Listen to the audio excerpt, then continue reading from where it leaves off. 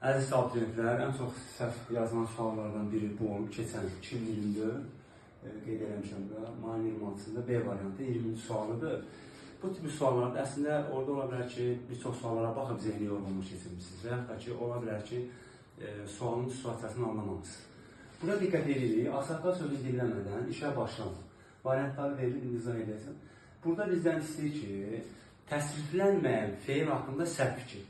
Mən də baxıram, təsriflənməyən feil burada madam olduğuna görə budur.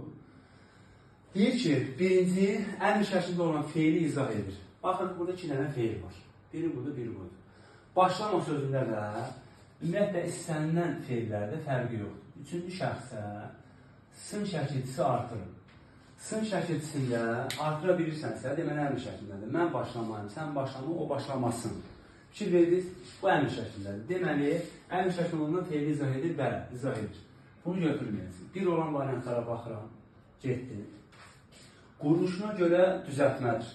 Bizdən səhv istəyirsə, bu feilin təsdiqlənmə forması feil bağlamadır. Dindən dinlənmə olmur. Ona görə də quruluşuna görə düzəltmə deyil, sadədir.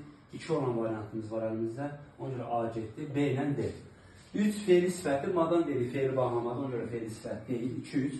Məlum növdədirmi? Bəli, məlum növdədir. Bizdən səhv istədiyinə görə bunu götürürük. Vacib şəkil nədir? Mağlı məli şəkilçisi. Deməli, mağlı məli şəkilçisi burada yoxdur. Ona görə də vacib şəklində yazır. Vacib şəkil deyil, səhvdir. Tərkib yaradır. Bəli, tərkib yaradır. Cavabımız 2-3-5-dir. Tərkib yaradır. Ağsaqqal sözünü dinləmə. Nə zaman işə başlamaq? Ağsaqqal sözünü dinləmədən. Tərkiblər tapmaq üçün həmişə birinci sözü dəyişir. Məsələn, valideyn sözü dinləmədən, böyük sözü dinləmədən. Bu tipli testlərdə diqqətli olun. İnşallah ki, imtihanda oxurlar.